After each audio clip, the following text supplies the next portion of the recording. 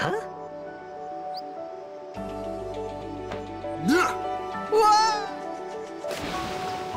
Yeah, I like Waka.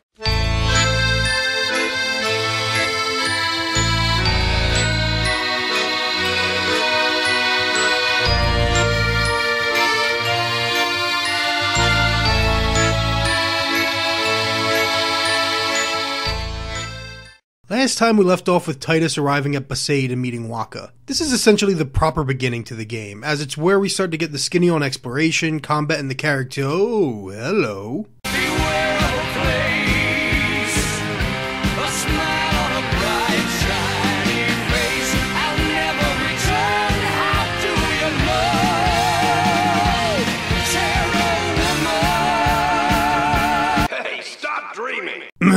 As I said, this is where the game really starts to introduce the player to its concepts. The island of Besaid feels like a rather large location, but just about every path we explore is a dead end or currently closed off. Whereas the previous Final Fantasy games would simply landlock the player on a world map, we are now placed in linear paths with occasionally blocked side roads that we have yet to access. The world is technically not very big, but the placement of locked doors and paths gives the sense that there's a greater unexplored frontier out there. I'd actually compare the level design to the sphere grid. For the most part, you have one track to follow, but there are occasional side paths you can unlock and progress through to earn shiny new rewards. We're also introduced to the basic concept of how temples work, with a collection of spheres acting as keys. Each temple has a special sphere that I'm not clever enough to find and grants access to hidden treasures, while the other, easier to discover sphere grants access to the dungeon's exit. It's an attempt to make your average dungeon crawling adventure at least a bit more interesting by providing this minor objective rather than keeping the focus purely on explore to the end of the dungeon. It's actually a very welcome change, as truly engaging dungeon design is a common weakness in many role-playing games, be they Eastern or Western.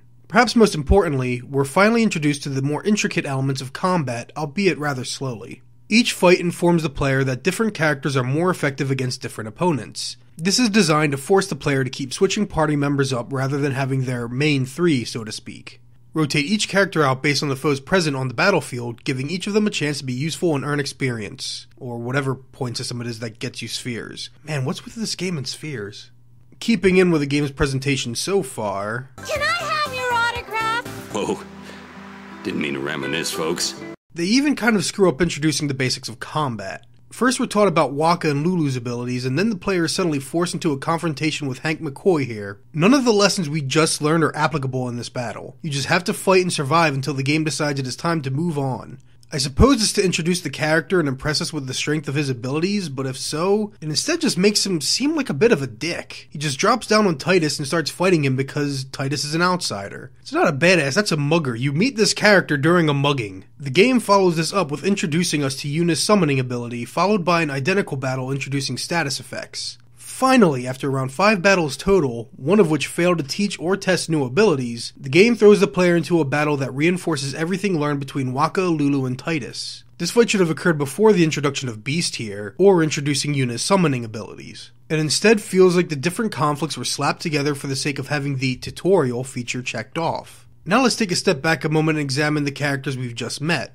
Hank McCoy, as we know, is a dick. Lulu comes off as awfully cold towards everyone, as if she wants to drive a wedge between herself and everyone else. At least, that's how she speaks to Waka, particularly concerning his brother Chappu. It turns out Titus has a lot in common with Waka's dead little brother, and Waka's friendliness for the stranger is concerning to my beautiful high school goth dream enchantress. Sorry. Then there's Yuna. When I first played this game in high school, I didn't really think much of Yuna as a character. Perhaps I was a bit, distracted. But it's pretty clear early on that she is the exact opposite of Titus. Yuna is respectful of everyone and is always concerned for the well-being of others. I do mean always concerned. You really don't need all that luggage.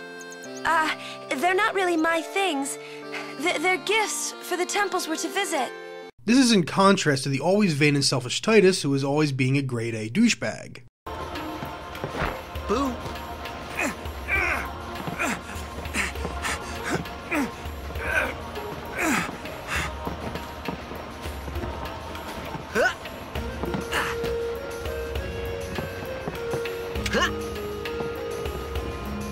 I mean, Titus even daydreams about Yuna and Riku, and then later goes ahead and checks out Lulu as well. He may be a young and athletic celebrity, but there's a complete lack of tact here. He's a player, and he's very much indulgent of his own impulses. This is typically where the love story is one of those conflict-ridden opposites attract deals, but because Titus is also willing to completely ignore the customs and faith of another culture to satisfy his own impulsive whims, he comes off as being good, I suppose?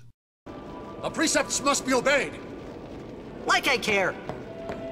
Yuna is more curious about him than anything and is always apologizing. We see an infatuation building between the two, but for completely different reasons. What is, perhaps, most interesting of all is Yuna's impression of Titus's father, Jet. We've heard the announcer speak fondly of Jet, oddly placed at the time, but likely included to give us the sense that Titus's father was loved. For some reason, Titus has this idea of his father being an asshole, a bully, but when we speak with Yuna, the opposite seems true. Titus is being established as an unreliable narrator, and I kinda like that. When I played in high school, I may have been unable to stand Titus, and I must be honest, I kind of wish he'd suffocate at some point, but at the very least we have room for him to grow in the story. He doesn't start out perfect, even if his skills at blitzball give him a celebrity status that others envy.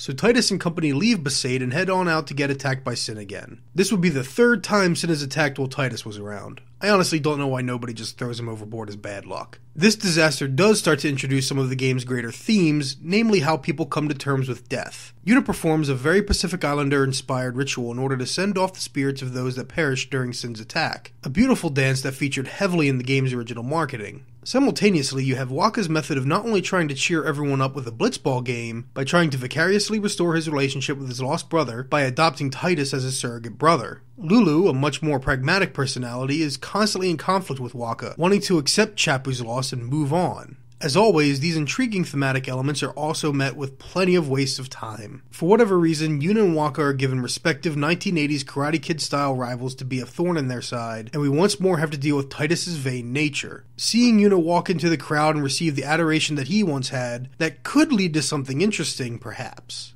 Titus is a prideful creature, and all of that love and adoration is no longer available to him. Or at least it shouldn't be, except Wakka and Yuna are still granting favor upon him. As such, we still have to deal with Titus's overlong narration and childishly impulsive actions.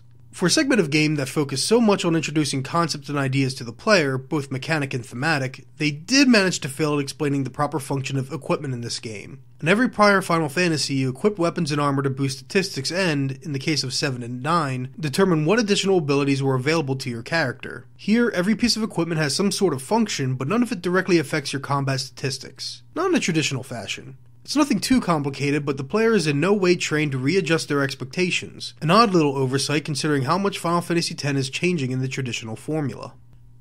Thank you for watching, everyone. This episode was done as a sort of stretch goal for my Extra Life 2014 campaign, in which I raised $800 for the Children's Hospital of Philadelphia. The original intent of these episodes was to be a brief holdover between larger episodes, but I'm not certain such a series is feasible. I've started a new job in 2015 that requires a lot more time and energy than my previous jobs, and so I may be unable to maintain JRPDiary as a series. So for now, this could be the final episode. However, if you'd like to see more, leave a comment below. If there's enough demand, then I'll see what I can manage. Until then, I hope you can enjoy the Ramblecast excerpts and perhaps even subscribe to Ramble Pack on iTunes. Otherwise, keep a lookout for the next Ramble Pack episode in the coming months, which will focus on Metroid Other M. See you around.